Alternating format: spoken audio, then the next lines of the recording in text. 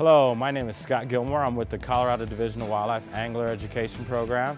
I am here today at a local sporting goods store to help you pick out some fishing equipment to start fishing. Fishing is such a great activity for the family and for people to get outdoors.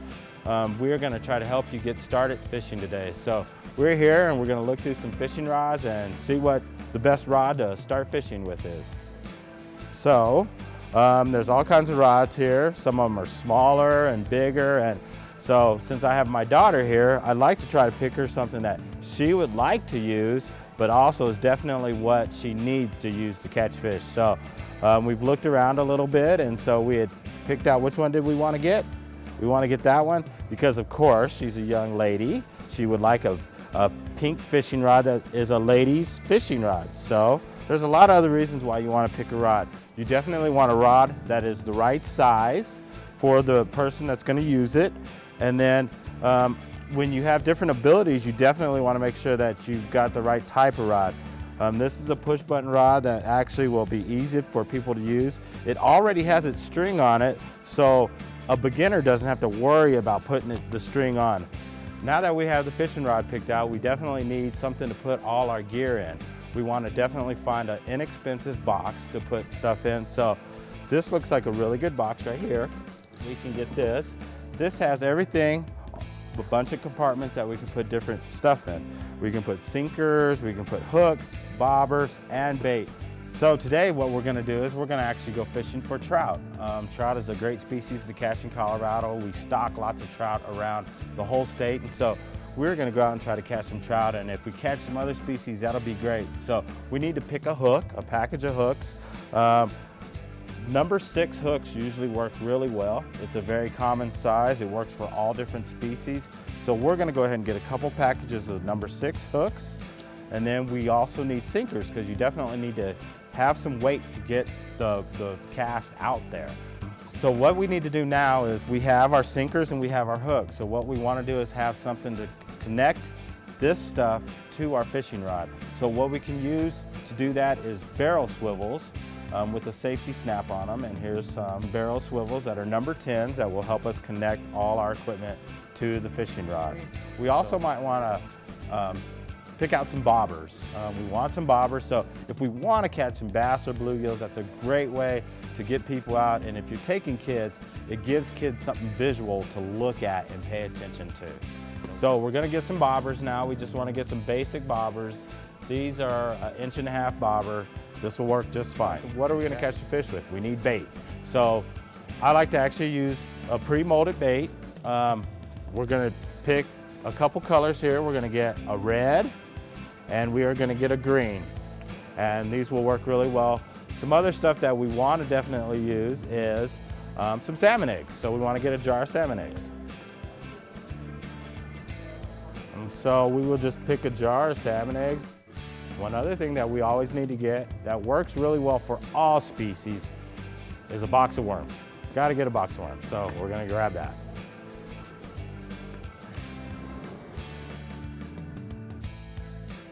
So what we want to do is actually we'd like to have a stringer. You don't need to buy an expensive stringer, just a nice cheap stringer. And something that you always need to have when you go fishing that's critical is a pair of pliers. You need to be able to, if you're going to catch fish, you need to be able to let fish go, release them properly. And so we need a pair of pliers to get those fish off. So we're just going to get a pair of needle nose pliers. The way these fishing rods work is these are the easiest rod to use. It's a push button rod, so you push the button and the string comes out. And so then you turn this and the string comes back in. And sometimes you might have to pull the string a little bit to get it to come back in, okay? That noise that you hear is actually something called the drag. This is your drag setting. It has a plus and a negative, and so to make it so the string can come out easier, you turn it to the negative, and there's a string comes out real easy. Or if you want it to be a little harder for it to not come out so easy, you can tighten it down and it makes it harder to come out. You want it so it actually comes out just a little bit as you pull it, okay? And so what we're going to do is we're going to take this And we are going to use, with your pliers, on all pliers, there is some cutters. There's a set of cutters on your pliers. So what you want to do is actually cut your string. Do not throw any trash on the ground. Put it in your tackle box to dispose of later. And then what we're going to do is we are going to actually run the string through the eyelets. And so we run it through. All right, now we got it all the way through. So we're going to have you hold that. And what we want to do, the easiest way to rig this up, especially say if you're going to take your family, you have 2 or 3 kids, an easy way to actually do this is to have your swivels, your barrel swivels. So what we're going to do here is we are actually going to tie your string, the end of your string, your fishing line, to your barrel swivel. So we're going to go through the eyelet, okay? And this is called a fisherman's knot. You don't need anything else to do. You don't need to try polymer knot. You don't need to try anything fancy. If you're just going to start fishing, you want to tie a nice, simple knot. This is called a fisherman's knot, which is you would actually go 1, you twist it 5 times, 2, 3, 4, 5. So you would go 5 times, and then you would actually come through right here.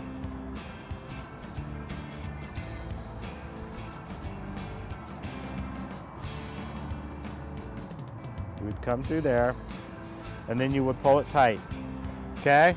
So that, as you could see, that was kind of a little difficult. So I have an easier way to do this. So what you would want to do is actually you take your barrel swivel, or whatever you're going to tie to your fishing line, you go through wherever you're going to tie it to, you come through, and then you hold it just like that. You put your finger on there, and you go 1, 2, 3, 4, 5. You twist it 5 times, and then you grab the end of your string, pull it through the hole, and then wet it a little bit so it doesn't stretch your string, because if you stretch your string, say when you're tightening down and you stretch your string right here, that if you get a big fish, that is where your string is going to break, and you don't want to lose a big fish because you broke your string. Okay, so we've got that tied down. What you want to do is clip this in. Okay, so what you want to do is, there is a barb on hooks. Barb can be very dangerous, and that is what keeps your fish on the hook. If you want to be safe and you're going to let fish go and you want to do catch and release, one thing that you can do is actually take your pliers, and there the barb is right there. You can actually squeeze the barb down, and then that makes the barb flat. And if you hook a kid or your kid hooks you, you can actually pull the hook out very easy. So we have our hook now with a crimped barb, and we put that on the swivel, and then we put our sinker on the swivel, and then we're going to close it up, make sure it's closed, and then we're ready to go. We have our fishing rod, we got our angler, we have our sinker, the swivel with the sinker and the hook on it, and what we're going to use is this bait, this pre-molded bait. We're going to use a green color. I really like the green color, chartreuse. And so it's a brand new jar, so we have to open it up. And so we open this up. And like I said before, please do not leave any trash or garbage where you're fishing. You should always leave an area where you go cleaner than when you got there. So what we're going to do is something you want to be careful with is if you're fishing with a kid or anybody and you're helping them out, if they're holding the fishing rod, you just need to be aware that if they're holding it, they might jerk on it a little bit, and you want to be aware of where the tip of the hook is. So I'm holding this. What I'm going to do is actually take 2 of these pieces of bait and put them on. 1, 2, and we want to push it all the way around so the tip of the hook is showing. This is very good bait for trout. This works the best for trout.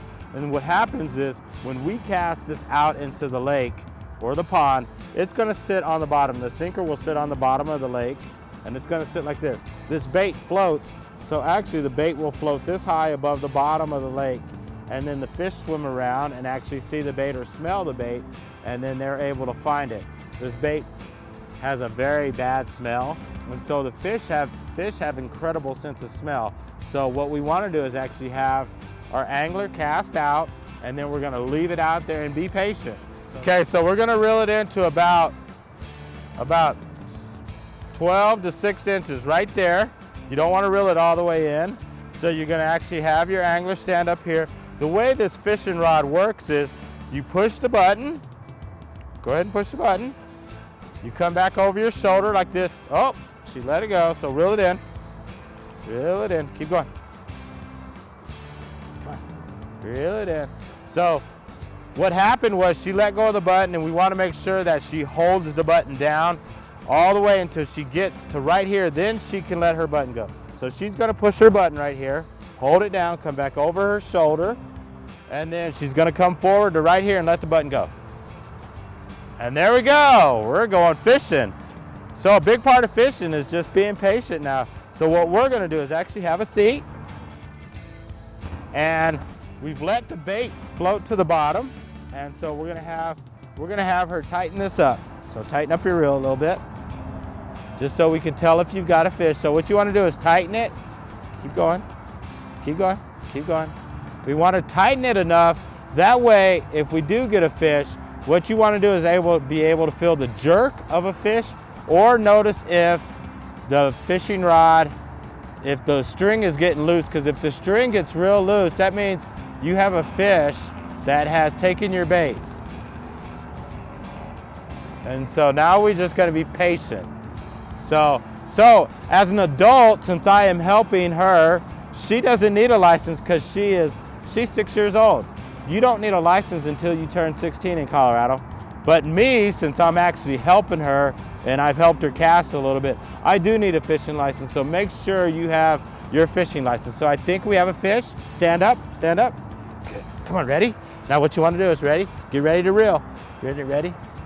Reel, reel, reel, reel. Yeah, we got a fish. We got a fish. Woohoo! Fish on. So that's why pliers are so important too, because we do not eat fish. We're not going to keep any fish. And so what we want to do is let these fish go as quick as possible. So we have a real nice rainbow trout here, I think. And so what we're going to do is get it up to shore. And wow, look at that fish. We got a big one. Woohoo! So we are going to get that fish in, and we're going to let it go as quick as possible.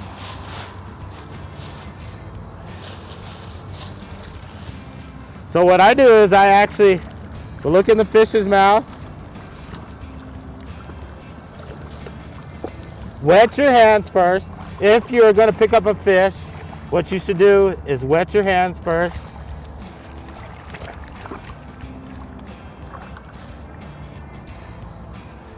And we have a beautiful rainbow trout right here. And so what we're going to do is let it go. And I get the hook in there, and then I let it go. And then we just let it swim away. Yeah! We caught a big fish. Reel. Woohoo! Fish on! Yeah, get up. Let's get up by the water.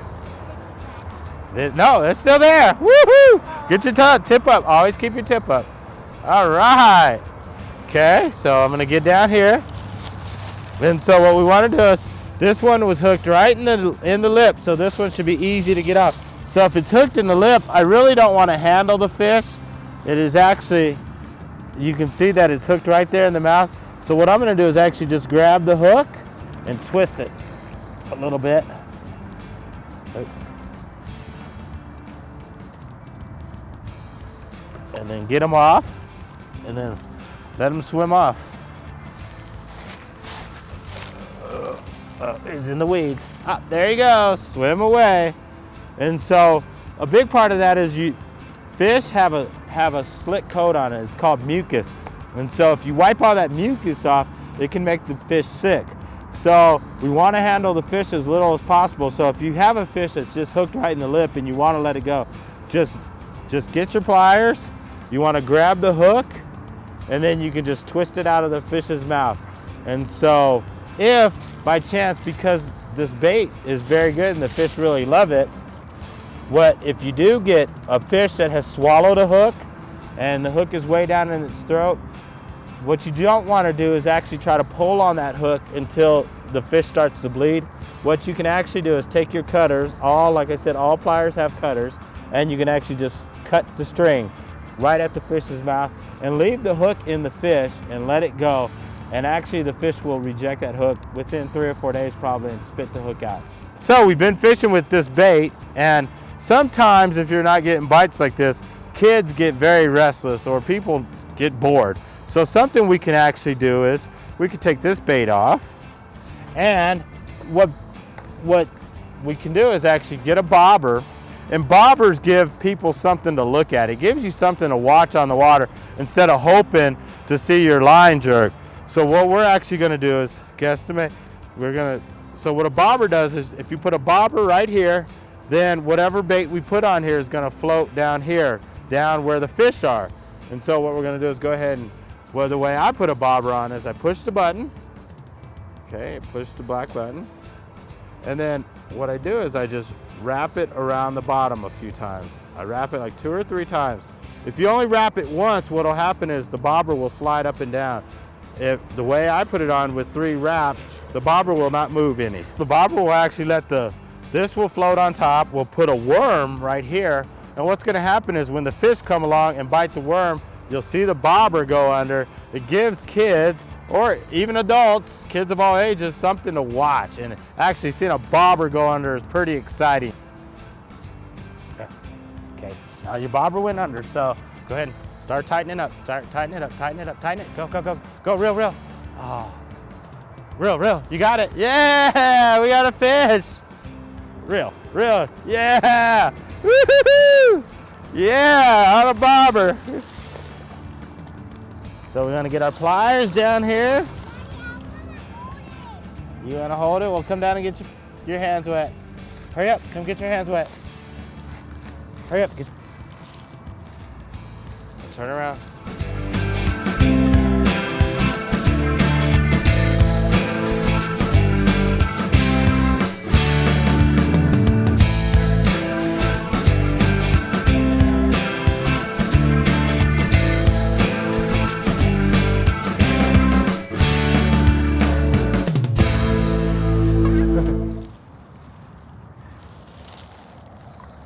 Ah, I just let it go.